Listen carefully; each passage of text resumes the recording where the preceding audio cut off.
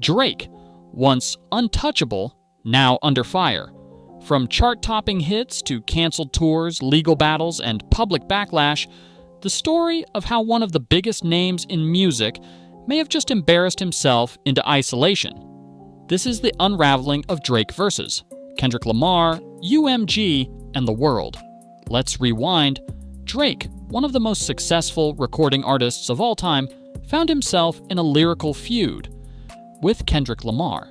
A battle of bars turned bitter, but after things didn't go his way, Drake flipped the script, not just artistically, but legally. Drake initiated the rap battle with Kendrick. Kendrick responded subtly, but hit hard. Drake escalated with direct accusations in tracks like Family Matters. Drake sued UMG, his own label, for defamation. Imagine losing a rap battle and then suing your label over it. That's the kind of energy this lawsuit brought to hip-hop Universal Music Group wasn't having it. In a 25-page response, they called Drake's lawsuit utterly without merit. They claimed Drake started the fight and is now mad he lost.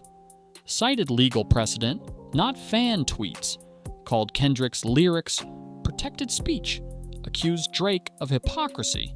He signed petitions saying lyrics shouldn't be used in court. UMG's message was loud and clear. You don't get to provoke a fight, lose, and then cry defamation. Things got even messier when Drake used AI-generated voices of Tupac and Snoop Dogg in a diss track.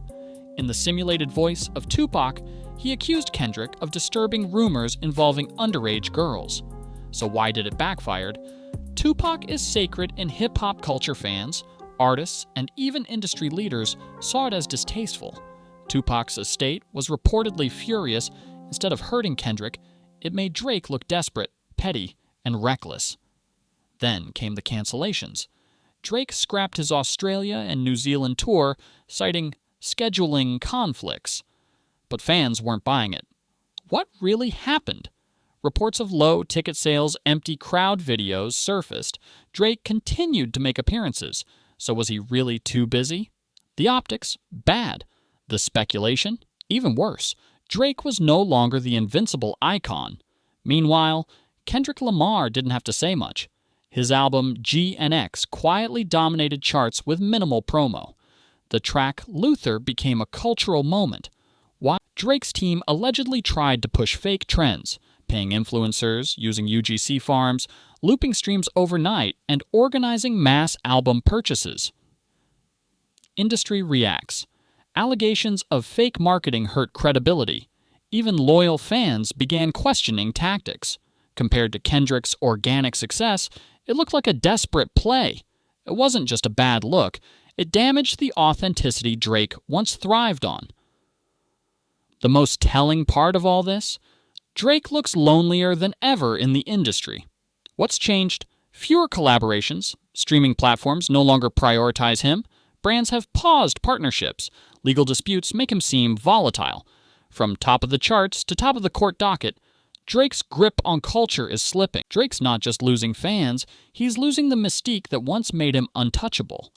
The artist who built a career off being elusive, emotionally complex, and genre fluid is now being reduced to a meme.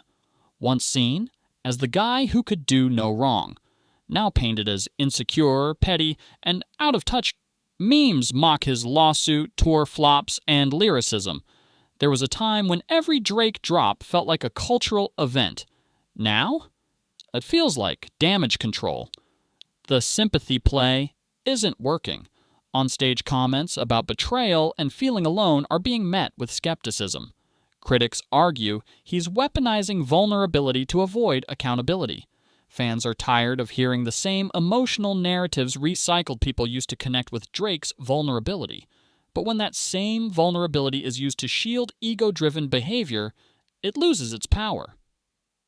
Execs reportedly backing away from new partnerships, longtime collaborators like The Weeknd, Party Next Door, and Future, silent platforms like Spotify and Apple Music, no longer centering him in homepage banners or playlists like before. This case isn't just about Drake, it's about hip-hop itself. Big questions. Can rappers still use lyrical metaphors without fear of legal action? Will defamation lawsuits become tools to silence criticism? Is the line between artistry and litigation getting too thin? If Drake wins, the very soul of battle rap could be in danger. Drake tried to win a battle in the courtroom he lost in the booth. But hip-hop's verdict? It's already in. This moment may be remembered not as the fall of a king, but as a lesson in how power, ego, and control don't always mix well with art. If you made it this far, hit like, subscribe, and drop a comment. Whose side are you on? Drake, Kendrick, or hip-hop itself? This is Rap Report. Catch you in the next one.